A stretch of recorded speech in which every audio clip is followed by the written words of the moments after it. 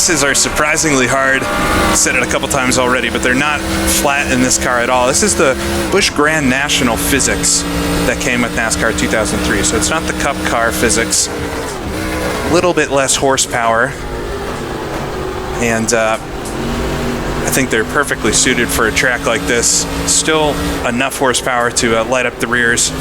That's what has come to pass a couple times for me and ended my race. So swing over to the right side. The cars like to aggressively jump to the right side here down this backstretch. Down to second gear here, a little bit fast, missed the apex. You do not want to get stuck in the sand on the right side there. It's very much a quicksand type gravel trap. You'll just stay stuck in there. Hop the curb just a little bit out of the final corner. And as far... Just be careful of these far buttons. 20 more laps. As far as a representation of Watkins Glen, obviously this is not laser scanned and it's nowhere near the accuracy that we have these days, but it's not bad. I was pleasantly surprised in the different undulations, corners, and things. They are relatively where they should be, and it feels a step ahead of even like Sonoma, which came with NASCAR 2003 as well to begin with. The track layout for Watkins Glen here is much more accurate. I have to wonder if it's because Papyrus was based up here in the Northeast. It's a little bit easier to get out to this track to recreate it. A couple cars swing side by side in front. See if I can keep it right behind them for the run down.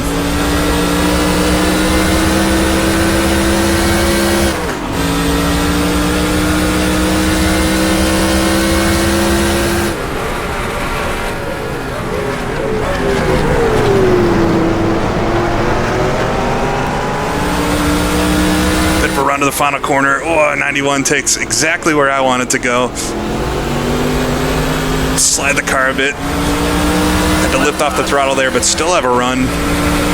Seems like the front stretch, that final corner is where they're a little bit slower than me. But they brake so late into turn one.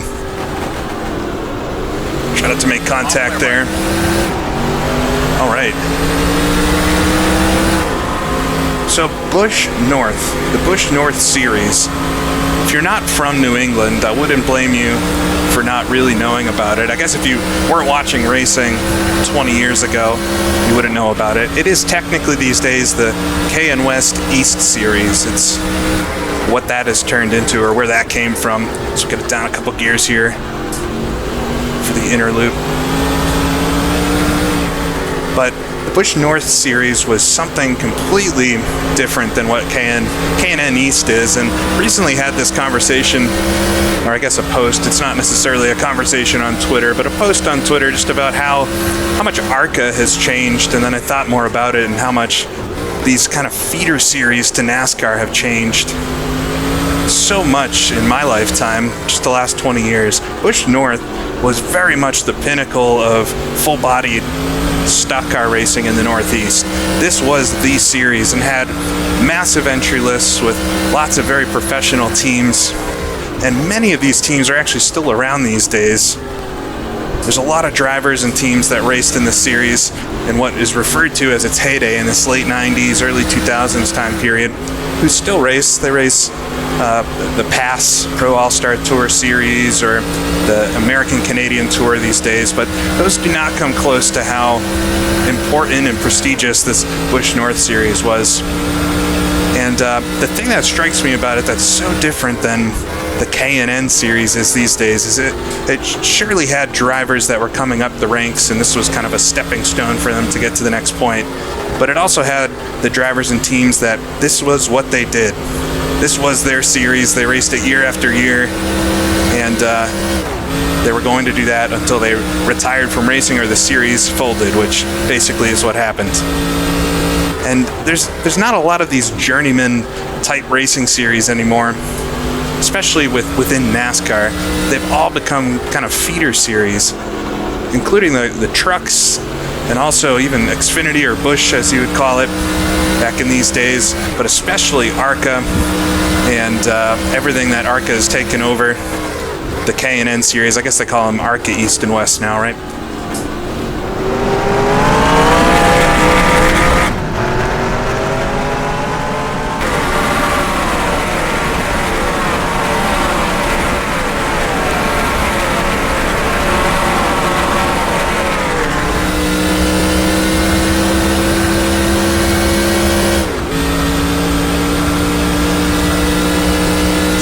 down here to the inner loop.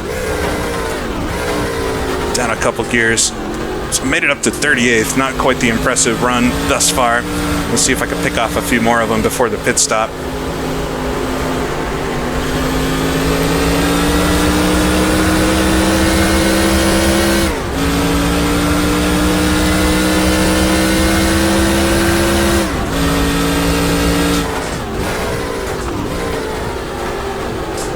Quite slow coming into this kink to the left. Should have a bit of a run here. Is he going to try to stick up the inside again? All right, almost 3 wide there. Whoa, bounce off that inner curb. Clear, buddy. Right side. Whoa, I make a little bit of contact, but there we go. Slip around the outside. Well, if he's not going to let me by, we'll make a little bit of contact to get past. Right side. Still there. He's going to come up the inside into turn 1. All clear. Right side. Got a better run coming up to the S's, but around the outside's quite tricky. Still there. Still there. There we go. Clear. Wow. That's a very uncomfortable pass, but very, very fun to make.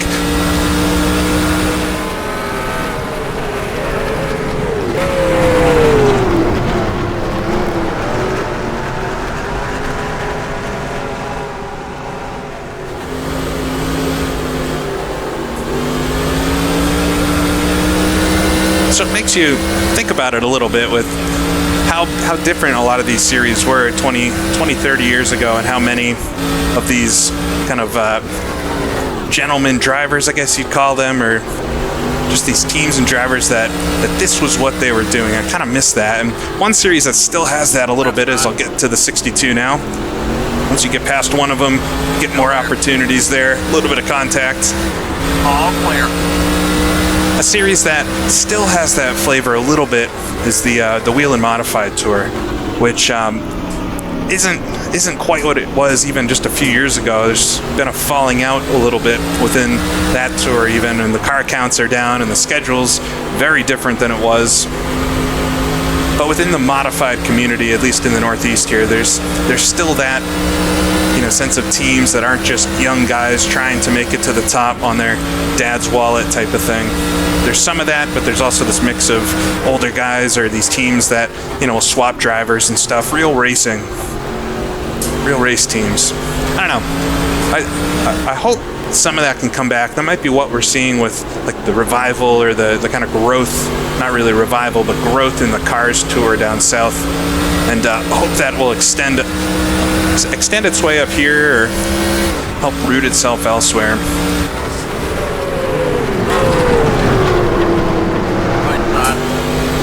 Side by side with the one here. That was very close to a spin. Still there.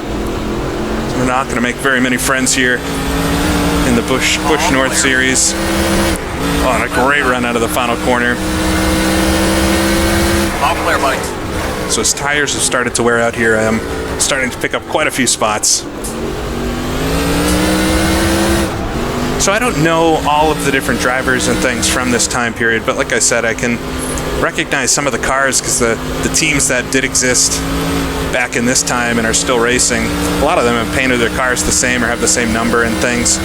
But a few notable drivers that raced in this series, I think probably the most notable would be Martin Truex Jr. He won a couple races in 2001, and this is really where he came to prominence, was racing in the Busch North Series. I think he won, if it wasn't 2001, he did at some point win at New Hampshire Motor Speedway on the NASCAR weekend, which was obviously the big race for these guys. Also racing around Watkins Glen was a big deal. Anytime they were with any of the other NASCAR series, it was a big race for the series.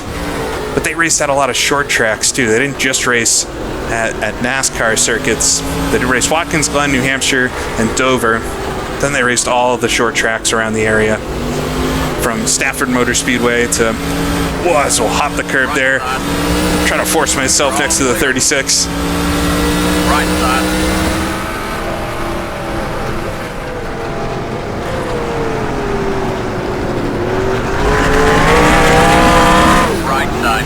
Side by side, look at the launch coming out of turn 1.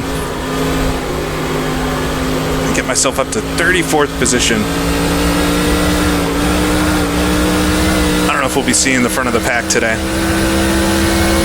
But yeah, a lot of these short tracks that are small places, but this was a big race coming to it. And I was lucky enough to see a few of these races back around 2000, 1999, 2000, in that time period, both at New Hampshire Motor Speedway and at one of the smallest tracks they went to, Star Speedway. And it was like NASCAR had come to the small short track. These cars looked like full-blown stock cars. I mean, they were. The chassis and things were very similar in size and also just their general look, the manufacturers and stuff. So it's kind of like what you'd see on the TV as a blow. The left-hander there. Just about hold on to it. But it was so cool seeing something that looked exactly like what was on the Winston Cup Series on Sunday coming to your local short track. And there was like 40 of them every week. And it was very exciting. A lot of money involved and things.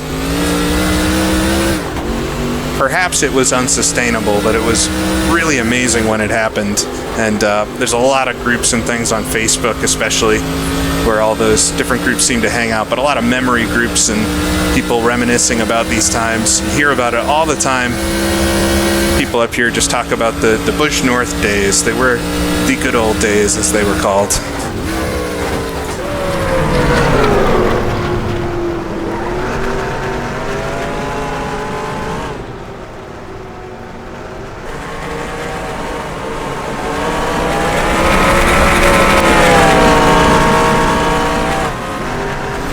I think in 2001, Mike Olson was the champion of the series, but it was a really, really close championship. There were, I want to say, 6 or 7 different winners throughout the season. I'm not sure anybody had more than 3 wins, I think, at the most, so it was a really competitive series. And that just owes to how awesome it was. Get a great run out of the corner there. I'm just absolutely faster than all these guys now. Just gotta wait for those tires to wear out. Still there. Maybe I was babying my car a bit more than everybody. Still there. Whoa, a little bit of a hip check there coming out of turn 1. Sneak up the inside into the S's. A lot less precarious than around the outside. Oh, and now in front of me, the 13. This is Teddy Christopher as I get really loose there. Teddy Christopher. Everybody up here knows Teddy Christopher. He was Mr. Modified. I guess he wasn't Mr. Modified. That was Jimmy Spencer, but he was a major mainstay in the modifieds for years and years, and this was really at his height of trying a lot of different types of racing. And he made his way all the way to Winston Cup, doing a few starts here and there, but really was just a local guy. And I believe he won at least one race in 2001 in the Busch North Series. He was a tough competitor, Teddy Christopher. The kind of guy that would rear-end you in the final corner of a race. Just a little bit of a nudge. Make some space and get around. A real Dale Earnhardt type. Everyone loved to hate him. Easily blow by him on front straightaway there. All right, 10 more laps. We should have a pit stop at some point.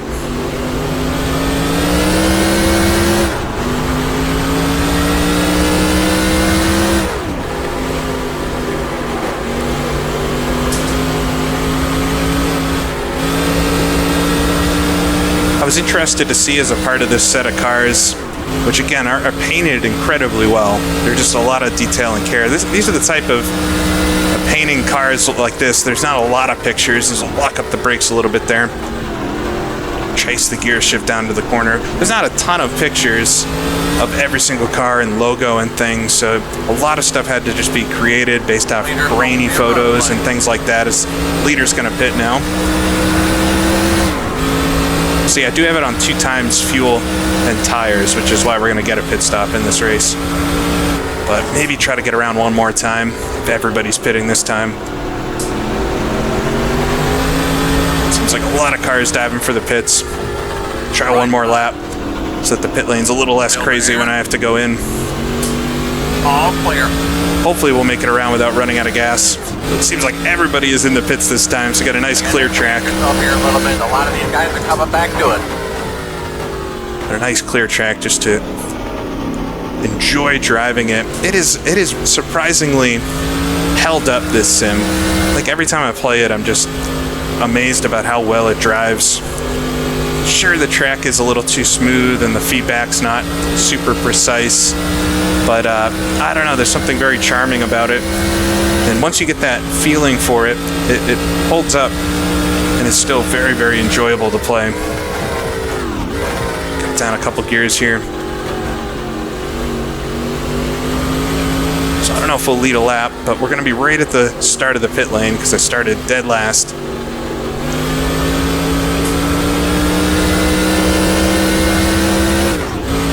Right out to the grass there. Pit lane speed limit's 35 miles an hour, at least on this version of the circuit, which is very slow, so I'll have to be extra careful not to speed. So I'll slide it into the corner. And we'll trust completely the crew knows what they're doing. Down to first gear for the final turn. Locked up the tires a little bit there. All right, should be under 3,500 here. Here we are, the 01.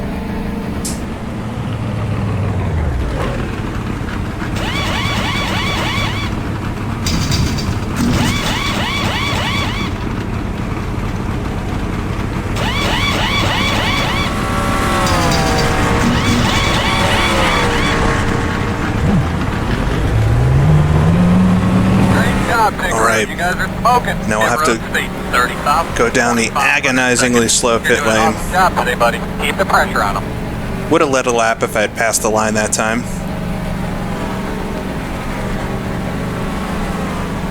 Oh, it's such a slow pit. 35, that's as fast as you go on normal backcountry roads, but it just does not feel the same when you're down this long pit lane. Hey, buddy. All right, and no black flags. We're free. See where I cycle through on the next lap by. Just have to remember I've got cold tires now and not full fuel, but probably a half a tank. So we'll slide it up the S's. Whoa, I've got one car in my mirror here. Try to hold on to the car around the outside. Still there. Fourth gear. Just watch for the braking. Just don't want to overdo it. Oh, he's going to outbrake me. Surprisingly well-behaved AI. The AI, I mean, everybody always says how good they are in this sim. It's no secret. Just have incredibly fun races like this, where everybody's behaving somewhat realistically and it's nothing too crazy happening. Down to second gear here. I think tires will have warmed up now, coming around to complete this lap. We'll see how it is now that I'm up front here a bit. I think through the whole cycle I gained quite a lot of spots. Good job, buddy. All right, 20th, not too bad. Down to first gear, try not to over rev.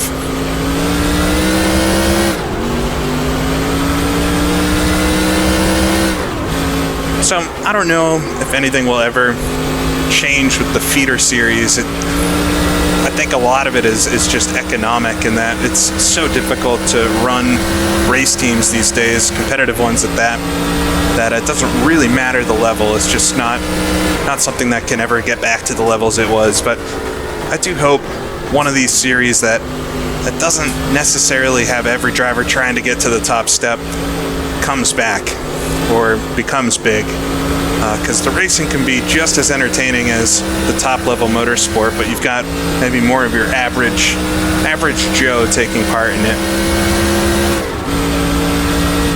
That being said, I did very much enjoy, as we'll hop the rear end there or slide it in, just about held on to it. I did very much enjoy the NASCAR race from Sunday at Atlanta. It was a really good race, and it pains me to say that because I love the old version of Atlanta, as I think a lot of folks did.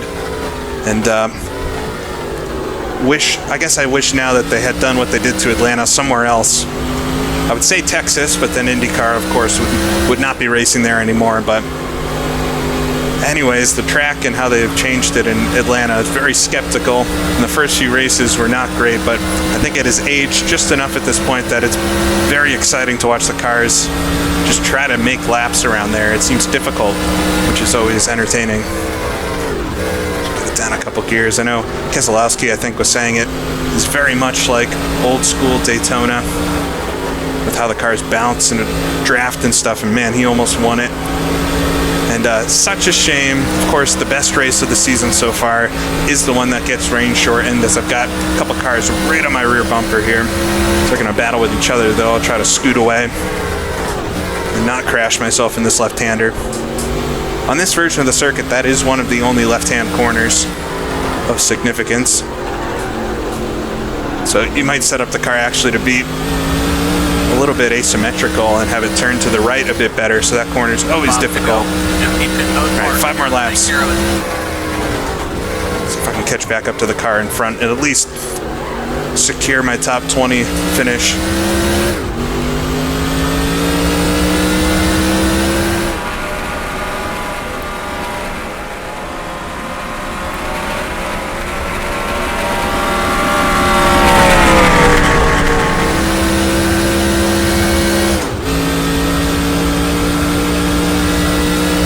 Always get a lot of questions about the sounds that I use in these NASCAR 2003 videos. It's the Petty V8 sound pack, and such a nice sound pack. I use it for almost anything, even though it's not, I guess, exactly the right sounds for certain eras and things. I think it just does the V8 sound so well that it definitely sounds better than 90% of the other sound packs out there, but it's a very, very nice sound. I think the person that recorded it, there's a lot of information about it in the download, and I'll put a link in the description of the video, but I think they took the samples directly from the Petty driving school.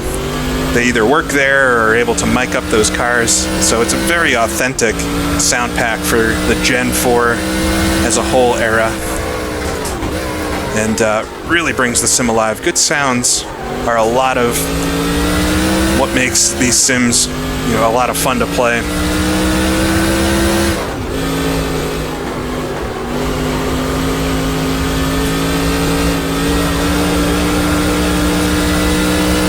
Dance the car up the S's. So I enjoy doing these kind of one-off races in NASCAR 2003. I would love to do an actual series of some kind in this sim. The problem I have is just how much of a commitment it would be to do most stock car racing seasons, especially if you wanted to do something NASCAR related. Not even really necessarily the race length, which is another thing to consider. If you did full-length races or something, but just the quantity of races being at least 30, depending on the season. 30 races is a lot of videos or streams or whatever it would be. Wow, right out to the edge. But I do think I'm going to pull the trigger at some point and do something in this sim. Not sure what it would be. Would be interested in people's thoughts. If there's any specific era or season or races that you think would make a good little mini career. Could imagine maybe doing a stream or something. I'm not sure. But I think it would be fun. It would probably be something that would have to be a very long-term series. So I could imagine a full 36 race NASCAR season taking quite a while to get through at my pace of doing things. Get up to 4th there. I don't think I'm going to catch this car in front. He's just a little bit too quick unless his tires really start wearing out. So we're going through the inner loop. I didn't really mention much about my trip to Watkins Glen, but for the IMSA race this past year, just a few weeks ago at this point, finally made my way up to Watkins Glen from Boston, and everybody says it's lovely, and they're definitely not lying. It's an incredible track with just amazing places to watch racing, and just for IMSA especially, you just have general admission, and you can walk literally everywhere. You can sit pretty much in any grandstand you want if you wanted to, but you can also just walk around the course and take in the racing. So over the 4 days I was up there, I think I sat in every corner at least twice, and just watched the different racing go by with IMSA, but also all the other series that they had racing with them, and it's just such a good time. Great race fans up there too, and it seems like everybody's extremely knowledgeable about their sports car racing. I think the NASCAR weekend would be a slightly different crowd, but probably entertaining in its own way. But the inner loop here, this was probably my favorite place to watch the cars. Just because there's a lot of action happening, a lot of just watching a car drive through there, especially some of the sports cars and the prototypes and things, is quite fun, even when they're doing it properly. Never mind that that corner tends to have quite a bit of drama happening at it, so it's a good place to watch.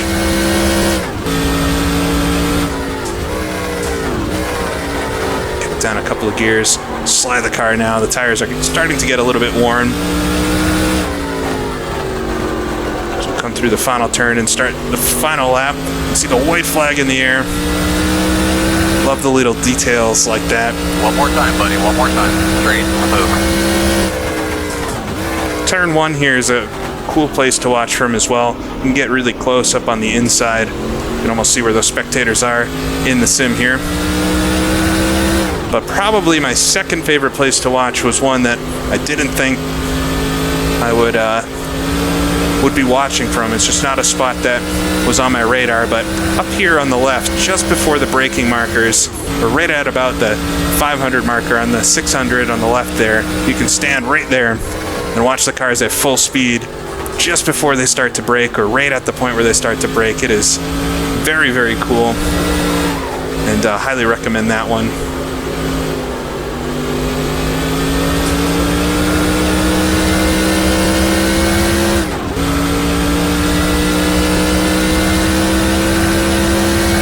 So not a bad little race here. Got up half the field. We'll finish just about in the middle. But always a fun time racing NASCAR 2003. And especially exploring this 2001 Busch North Series set. Beautiful, beautiful work, as I said, and helps just highlight an era that I think is not around anymore. One that I think a lot of us wish could come back. So I hope you enjoyed this one. I'll be back soon with a lot more of the regular stuff. But until then, thank you for watching. This is GP Laps, and I'll see you all again next time.